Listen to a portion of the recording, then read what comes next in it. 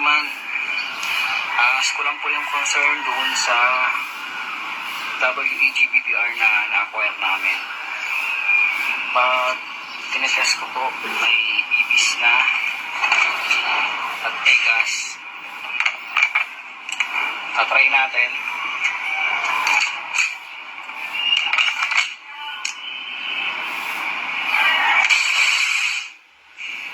Yan po lumalabas. Sumisingaw yung gas niya. Okay mga Karsop, ngayon, bago tayo magpahinga, bago tayo matulog, i-discuss ko sa inyo yung napanood ninyo tungkol dun sa video. Okay?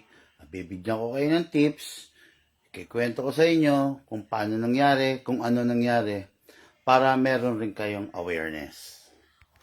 Okay, pwesto tayo mga Karsop ha.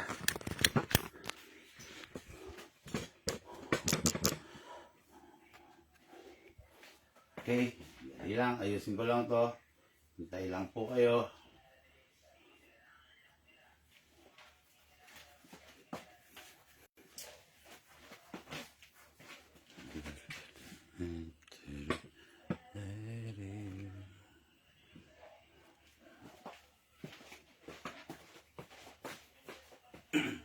Okay mga Karsop, yung nakita nyong unit at saka yung nakita nyong yun nakita nyo na si Bossing, bali naging customer namin siya, no?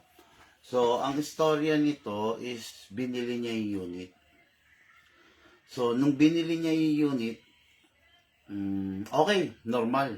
Wala namang problema. Actually, nagagamit niya. Maayos naman talaga. Dumating sa puntong ipinahiram niya yung unit. Okay? Ang kwento niya sa amin, ipinahiram niya, then, dahil may trabaho siya the whole week, halos 1 week yung unit dun sa humiram. Yung mga humiram, hindi niya naman personal na kakilala, hindi niya ganun kadikit. So, ang nangyari is, hiniram, ginamit, hindi niya ganun kadikit. So, okay. Then, dumating sa point na, okay na, binalik na, kinuha na niya, no? Kinuha na niya. So, pagkakuha niya ng unit, pag uwi niya, syempre, dahil nga na-miss niya rin yung unit niya, magpa-firing siya. So, no, test fire, kumbaga. Okay. Nung tinest-fire niya na, ganun na ang naging problema. So, may problema na yung unit. Okay. So, isinantabi muna niya. After ilang days, nagpabook dito, pumunta rito, bumalik sa akin. So, okay. Dahil syempre, yung unit is lifetime warranty naman, in-entertain natin. Gano'n naman tayo eh. Okay, ngayon, noong binuksan natin tong unit, mga Karsop, ito na, manlulumo ka na. No? Ako mismo, nanlumo ako. No? Ibang-iba na yung laman loob. No? May nawawalang pyesa, may binaklas na pyesa, may inalis na pyesa, mayroong hindi na ibalik na pyesa, at mayroong nasirang pyesa. Okay? Unang-una, wala akong against dun sa nanghiram dahil hindi ko personal nakakilala at saka hindi ko kakilala totally. So, kung merong dapat magtanong or magkumpronta, sumita ron, hindi ako. Labas na ako ron, di ba? Kasi unang-una, hindi ko kakilala yun. Si Sir ang nagpahiram ng unit niya dun sa mga ibang tao. Kaya kung bakit napahamak siya, dahil na rin sa kabaitan niya ng pagpapahiram. Hindi niya alam na magkakawindang-windang yung unit niya. Okay? Mga Karsop, ito, nung dumating to rito, okay, kinuha niya to, syempre binili niya, di ba? Nung binalik niya rito, nanlumo ako sa naging itsura. Bakit? Nagkawindang-windang yung laman loob. Okay, ito Sir, sana napapanood mo itong video na ito. Unang-una, kung mapapansin mo, hindi ko alam kung bakit ganito ang ginawa ng mga tao. Okay? Lapit lang natin yung camera. Tapos yan. Gusto ko kasi makita niyo ng gusto. Okay, ayan Ito mga curso po, kung mapapansin ninyo, itong part na to. Ayan. Napakatino ng holes. Okay?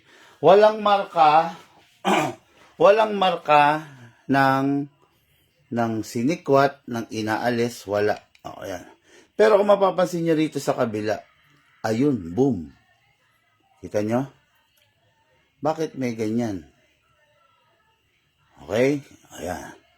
Yan una yan. No? Una yan sa naging observation namin.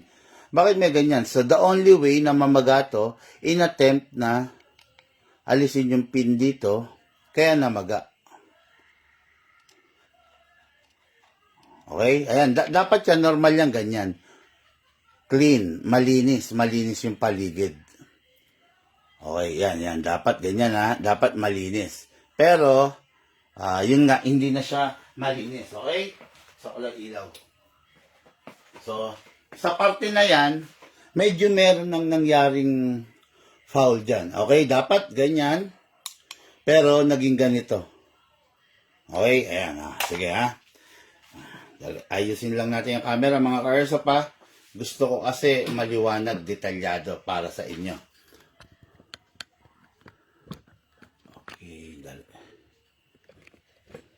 Okay, ayan.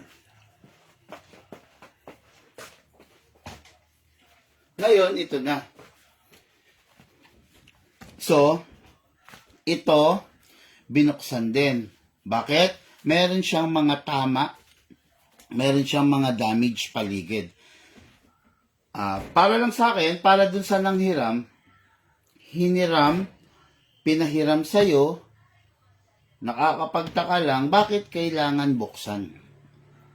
Bakit kailangan mong buksan yung unit na ipinahiram lang sa'yo? No? Pero ulitin ko, wala akong karapatan para magsalita para dun sa pinagpahiraman. Okay? Kasi ang kausap ko rito is yung nagpahiram. Si sir na bumili nito sa akin. Okay? Ito. Mapapansin nyo to, madaling makita kung sinikwat na yung unit. Madaling makita. Kaya kung mapapansin nyo to, ayan may damage. Ayan meron na siyang damage. Ayan, kita na, visible na yung damage. Okay? Ayan. Dapat normally, wala. Dapat yan. Pero since nandyan yan, since present yan, ibig sabihin, sinungkit na, binuksan na. Okay? Okay. Ito na Buksan na natin. Press natin to. Hatakin natin to. Okay. Ito na. Alam ni sir na nung dinala niya sa akin to, ito medyo, sige, huwag na hayaan naman na.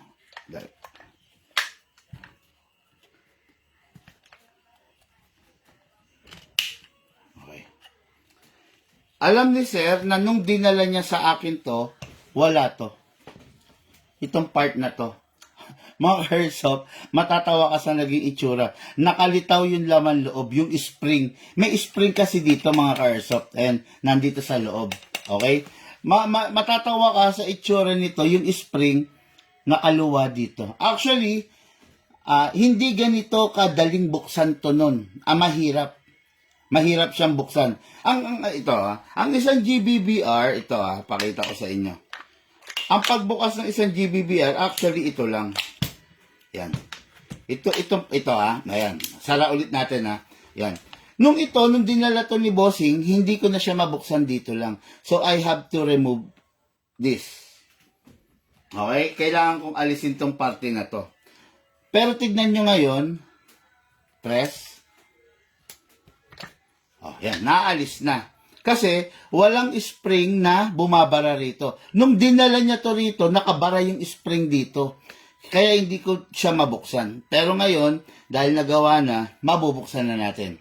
Okay, ito kahit hindi mo ialis. Kaya ko lang inaalis ngayon to kasi nakabara itong angle. Okay, itong angle grip dito, hindi natin totally ma-i-access. Okay? Sige, alisin natin ha.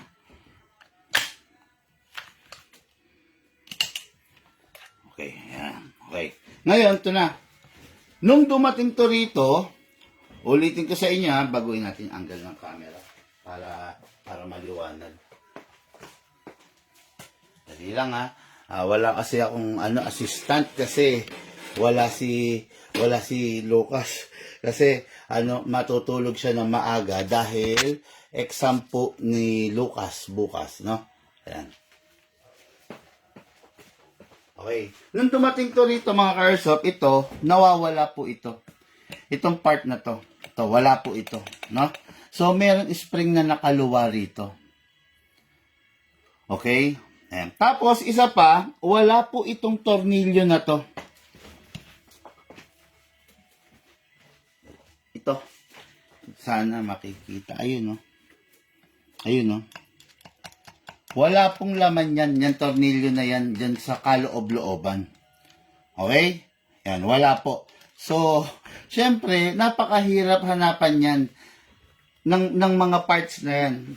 Dali, Sana, gusto ko maipakita sa inyo kasi ng buong buo. Alam niyo naman ako, mga airsoft, pag nagpe-present ako, gusto ko maliwanag eh. Ayan, no? Ayun, no? Yun. Okay, ito, itong part na to, wala po iyang tornilyo na yan. Okay? Hindi kita. Dali. Nakaharang pala yung cellphone ko. Sorry. Yan, basta ayun, yung tornilyo na yun, wala yan. Okay? So, dahil wala yan, ang hirap ng kalagayan natin, di ba? Pero, nai-provide naman natin dahil kumuha tayo sa ibang unit. Okay? Ngayon, meron ding nangyaring kabulastugan dito sa part na to, sa fire control group. Ito, by the way, mga airsoft, itong buong assembly na to is the firing control group. Yan. Kumbaga, para in simple term, the hammer assembly. Yan. Okay? Yan. Okay? So, wala yan. Di okay na mga ka-airsoft. Na-i-provide natin naman lahat ngayon. Okay? Na-i-provide natin, napagana natin. Ngayon, ay na-i-provide natin at naibalik natin. Okay? Yan papakita ko sa inyo Okay. Yan. Lalagyan natin ng gas, syempre. Maganda to topic na to. Okay, nilagyan natin ng konting gas. Okay, yan Asan na natin para malesen ng gas-gas. Pasok. Ayan, ito na mga ka-airsoft Ayan. Single fire. Ay, sorry. Single. Rapid fire. Single. Rapid fire. Single. Rapid fire. Okay. Okay na ngayon mga ka-airsoft. So, nabalik na natin, nagawa na natin yung unit ng ating bossing. Okay? So, part of the lifetime warranty, syempre, hindi naman natin pwedeng hindian yung yung pag-repair na ginawa natin doon sa unit ng ating bossing. Pero, syempre, may mga kaakibat na consequences yung mga nangyari na yon. Okay? Ayan. Yan yung pag-uusapan natin. Yan yung i-discuss natin ngayon. Angat ko lang ulit yung camera, mga ka-airsoft. Pantay lang po. Ayan. Grabe. Ako, sa totoo lang, no? Nabigla ako. Sa totoo lang. Okay? Sandali lang.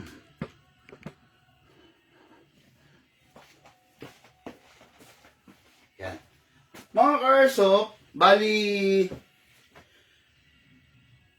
lagi ko naman sinasabi sa mga vlog ko, ang nakakasira kadalasan ng airsoft natin, hindi yung may-ari Hindi ikaw na may-ari.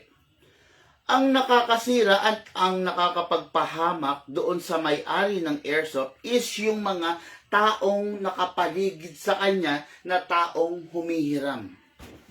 Okay? Well, sasabihin ko yung totoo, yung nanghiram, yung pinagpahiraman, yung nanghiram ng unit, pinagkatiwala ng ating ka-airsoft, hindi siya zero knowledge regarding sa airsoft. Meron siyang knowledge regarding sa airsoft kasi the mere fact na kaya mong baklasin at saka the mere fact na kaya mong himayin yung unit, may alam siya sa airsoft. Diba? Kasi kung totally newbie at walang kaalam-alam sa airsoft, ako, alimbawa kayo, newbie kayo, pucha, hindi nyo alam kung paano babaklasin to. Diba? You will go back to the basic.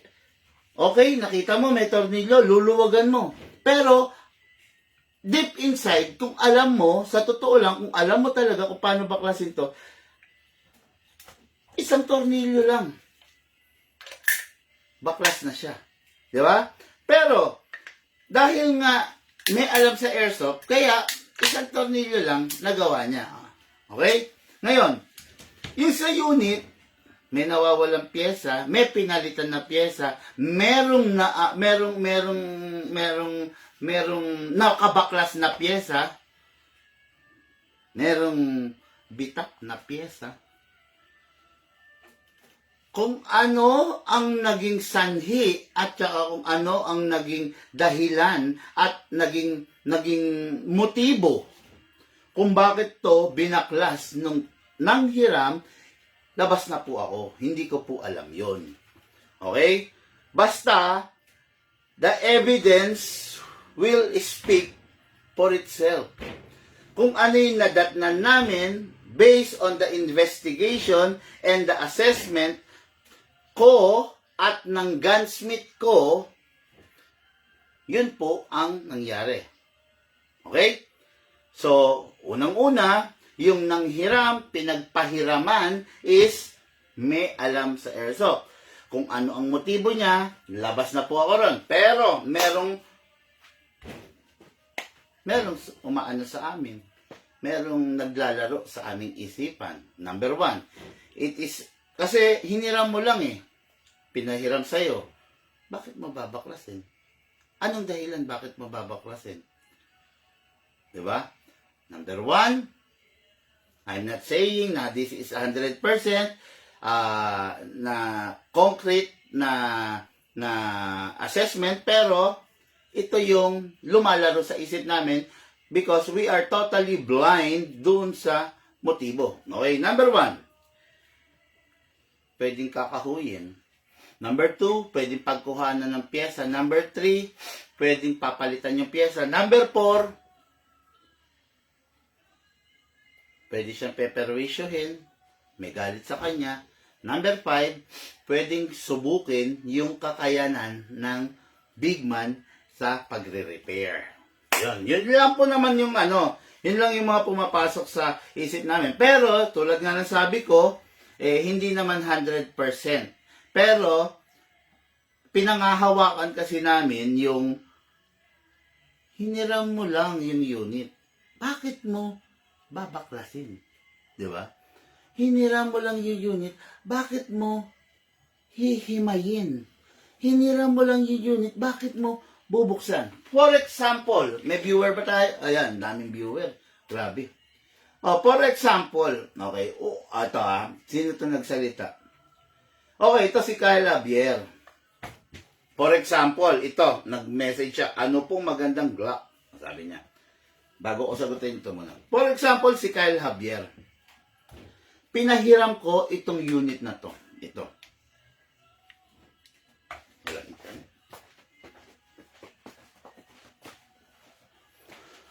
Okay, ayan sandali napuputol ang aking internet, no?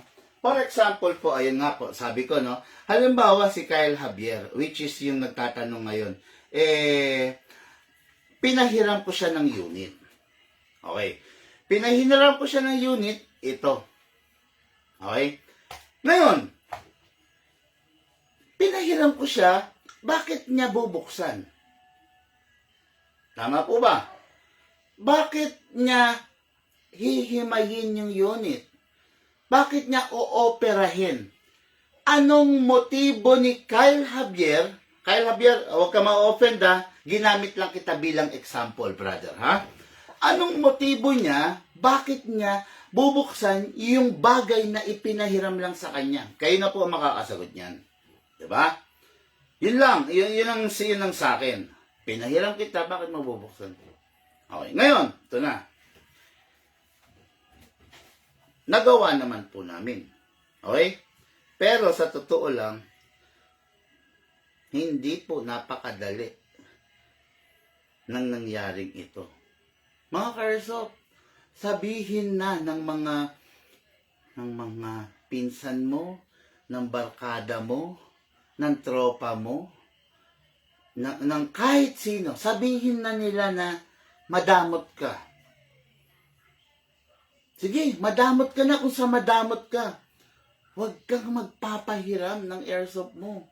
At the end of the day, nagka-problema, wala kang makakaramay.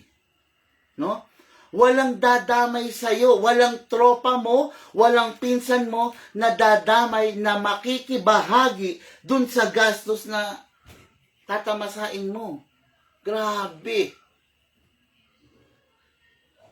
Huwag kayong magpapahiram. Hindi kayo ang sumisira sa unit nyo. Alam nyo kung sino sisira sa unit nyo? Yung mga taong nanghihiram. Kasi unang-una, wala naman silang puhunan, wala silang ginastos dun sa unit, wala silang pakialam. Huwag po kayong magpapahiram. Sabihin ng madamot kung madamot. Pero, di ho ba? Bilhin yun. May nawawalang pyesa. Tapos, ngayon, sa totoo lang, inirestore natin to sa pagkaka-restore na pinakamahusay. Good as brand new. Pero, may pero eh. Meron na siyang tinamong sugat. Diba? Na yung sugat na yun, kahit gamutin natin, nandun na yun. Nandun na yung marka. Patungkol dun sa sugat or kung ano man, yun po ang i-discuss ko na lang sa ating ka-airsoft, no? Pero ako po ay nanlulumo nung nakita ko to, nung binuksan ko, nung dinala rito ni Bossing. Ang sakit sa pakiramdam. Yung bagay na pinakaiingatan, yung bagay na ayaw mong magasgasan, yung bagay na mahal mo, inaalimura, tinatarantado, binabaliwala ng ibang tao yung bagay na iniingatan mo.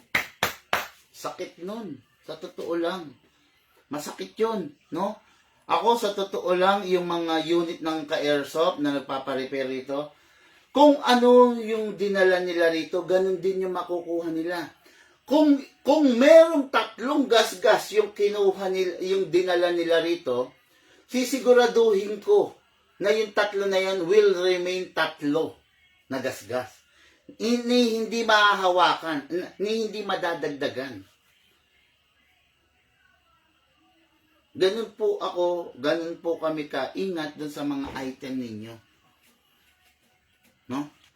Ngayon, ganun na nga nangyari. We create some modifications on the unit, pero the repair that has been done dito sa unit is yung pinaka-proper na repair. Okay? Hindi teka-teka, hindi reme-remedyo. Dito sa Bigman, mga ka-airsoft, no? Hanggat maaari, ayaw ko, hindi ako pumapayag ng remedyo. Hindi ako pumapayag ng okay na, pwede na yan, ayos na yan. Hindi ako pumapayag ng ganun, no? So, maayos na to yung unit, again.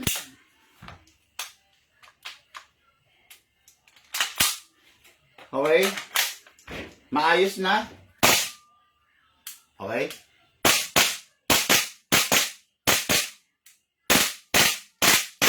Ang sarap ng unit, oh. Sayang lang, nanghihinayang lang ako. Pero napakasarap ng unit, no? Yun lang, first time namin naka-experience ng ganito na bagay na pinahiram tapos inopera ng ibang tao nung nanghiram, no? First time. Pero sa awat tulong ng ating Panginoon, na-repair, nagawa, na ibalik namin sa dapat. Okay? Bagay na sana wag nang mauulit. Sana wag nang mauulit. Sana wag nang paano ba sabihin to? Wag nang papamarisan, no? Huwag kang magpapahiram, pakiusap lang. Ang sakit sa ulo ng nangyari, no? Nahihiya ako dun sa customer kasi yung unit sa totoo lang wala pang 1 month. After 1 week nang binili niya, okay? Then 1 week doon sa nanghiram. Then 1 week before niyang madala rito and 1 week sa repair. So yung unit kulang-kulang mag-iisang buwan pa lang, no? At nagamit pa lang nung bumili nung ka-airsoft ng 1 week. Masakit para sa akin. Panood ko lang ulit sa inyo yung video niya, ha? Hindi simple naging sira, mga ka-airsoft. Nag-iba talaga yung laman loob. Mas di man, ko lang po yung concern doon sa WEG-BBR na na-acquire namin. Pag tinetest ko po, may BBs na at may gas. Tatry natin.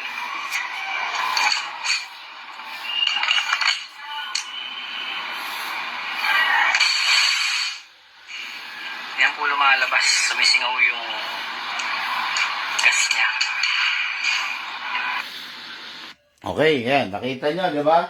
Yan, once again, ipilagay ko sa inyo. Yun, para lang po sa mga ka-airsoft, bigyan nyo po ng value, bigyan nyo ng halaga yung unit nyo. Huwag po kayo magpapahiram.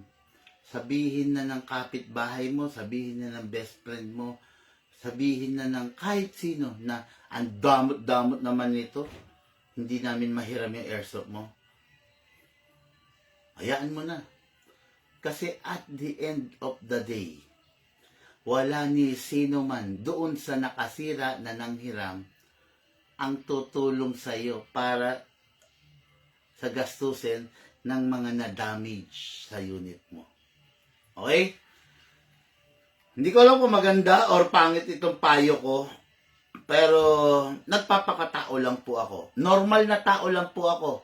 Nagdadanas ng kagipitan, nagdadanas ng minsan maluwang, nagdadanas ng sakit ng ulo, nagdadanas ng kung ano-ano. Normal na tao lang po ako. Ako na may airsoft shop na nangihinayang pa ako sa mga ganitong repair. Ano pa kaya ang tulad ninyo, mga ka-airsoft, na totally walang alam kung saan magso-source out, saan kukuha ng pyesa, saan makakabili, paanong modification ang gagawin, paanong DIY ang gagawin. Okay? Madamot na mga airsoft kung sa madamot. Pero huwag kang magpapahiram ng airsoft mo. Okay? Maraming salamat po. Lahat po tayo nagmula sa iba't ibang larangan. Pinagbuklod, pinag-isa ng iisang libangan. Yun po ang paglalaro ng airsoft. Hatid po sa inyo ng inyong lingkod, Pigman. Thank you po and have a blessed day to all.